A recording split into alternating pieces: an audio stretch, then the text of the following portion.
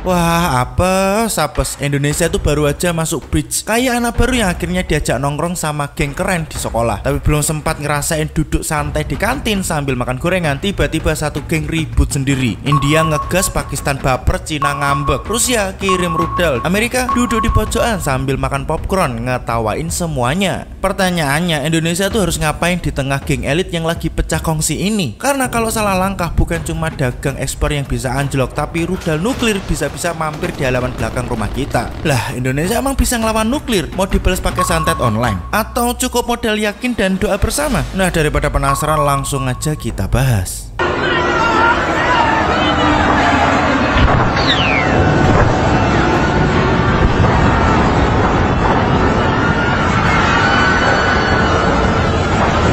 Langit malam gelap gulita, tapi mendadak berubah jadi orkestra api. Rudal melesat kayak petasan tahun baru, tapi yang ini bukan buat pesta, ini buat pemusnahan massal. India nyerang Pakistan. Jet Rafale meledak di udara. Puluhan, bahkan mungkin ratusan orang jadi debu. Dan dibalik semua ini ada kepentingan yang jauh lebih besar daripada sekedar dua negara adu otot. Ini bukan cuma perang, ini catur geopolitik, dan Indonesia baru saja masuk ke papan permainannya. India sama Pakistan itu ibarat Tom and Jerry versi nuklir. Sering ribut, sering kejar-kejaran, tapi kalau salah satu meledak, ya bukan cuma rumahnya aja yang hancur, tapi satu kompleks dunia bisa ikutan gosong. Dan kali ini Tom ngamuk beneran. India nyerang Pakistan pakai kombinasi rudal dan jet tempur. Bukan sembarang jet, tapi jet premium asal Prancis, Rafale. Jet yang katanya secanggih Iron Man, tapi kenyataannya baru take off udah nyungsep kayak layangan putus tali. 5 jet India itu jatuh dalam serangan. 3 diantaranya adalah Rafale buatan Prancis. Serangan udara dan darat India menewaskan lebih dari 43 orang, mayoritas warga sipil Pakistan. Dan ini perlu diketahui bersama bahwa Pakistan dan India sama-sama punya senjata nuklir. Pakistan punya 70 hulu ledak, India punya 72. Ya cuma selisih 2 doang, tapi tetap bahaya bos. Rafale itu kayak mobil Eropa mewah yang dijual di showroom elit, tapi pas dibawa ke jalanan bolong dikit langsung ngandat. Lah kok bisa? Karena yang nembak jatuh bukan Superman, bukan Iron Dome, tapi pesawat buatan Cina, J-10C, made in Beijing. Cina ngalahin Prancis guys. Bukan di dapur restoran, tapi di langit peperangan. Ini bukan kaleng-kaleng, ini kaleng yang dilempar terus meledak. Jet India dihancurkan oleh pesawat Cina J-10C, bukan dari NATO atau Amerika Serikat. Pesawat yang jatuh juga termasuk MiG dan Sukhoi, tapi Rafale paling mencolok karena harganya fantastik dan hype sekali. Waktu jet meledak, rakyat sipil mati. India dan Pakistan saling tuding. Siapa yang pertama keluar bikin video? Donald Trump. Dengan senyum sarkas dia berkomentar, udah biasa, mereka udah ribut sejak zaman dinosaurus. Sumpah itu reaksi kayak tetangga yang lihat rumah sebelah kebakaran terus cuma bilang, wah kebakaran ya jadi anget. Ya meskipun aneh, ya begitulah Amerika, tidak bereaksi keras. Trump menyebut konflik India-Pakistan itu perang klasik, udah biasa.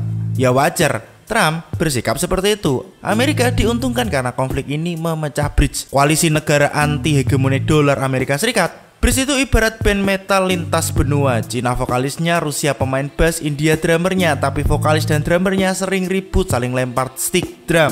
Sekarang India lagi ribut sama Pakistan, dan notabene adalah temen ngopi Cina. Siapa yang senyum di belakang ini? Ya jelas Amerika Serikat. Niatnya bukan damai, tapi pecah belah, pecah bridge, pecah kekuatan tandingan dolar. Perlu diingat, India dan Cina punya konflik perbatasan aktif. Pakistan adalah sekutu dekat Cina, dan Rusia itu dukung India. Indonesia baru gabung bridge di era Presiden Prabowo, dan kini ikut dalam tarikan konflik besar ini. Kita udah bahas sebelumnya kalau Indonesia baru aja masuk bridge kayak anak baru masuk geng. Pertanyaannya, Indonesia harus ngapain di tengah geng elit yang lagi pecah kongsi ini? Jawabannya, main aman tapi jangan pasif. Ibarat lagi nongkrong sama teman-teman toksik, kita boleh ikut duduk di meja, tapi jangan asal nimbrung pas mereka mulai bacok-bacokan. Indonesia harus tetap netral aktif, artinya nggak berpihak ke India, nggak juga ngebelain Pakistan, tapi aktif buka jalur komunikasi, dorong dialog dan jaga hubungan dagang dengan dua-duanya.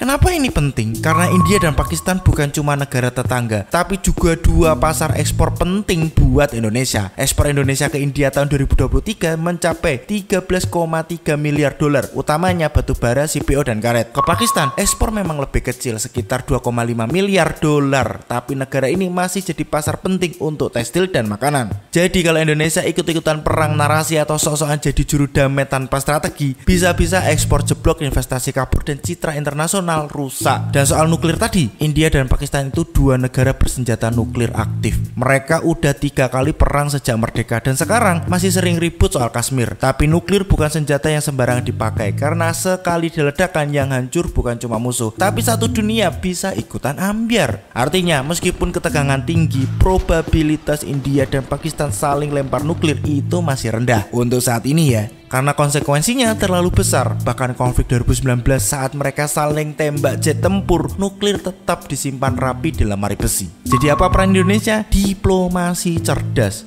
Misalnya ikut aktif di forum BRICS, G20 atau OKI untuk dorong perdamaian. Perkuat hubungan ekonomi bilateral supaya kita tetap relevan di mata dua negara yang bertengkar. Lalu modernisasi militer dan keamanan cyber. Bukan buat perang, tapi buat kita punya bargaining power dan nggak cuma jadi penonton. Nah, kalau santet online, yakin doang nggak cukup bos.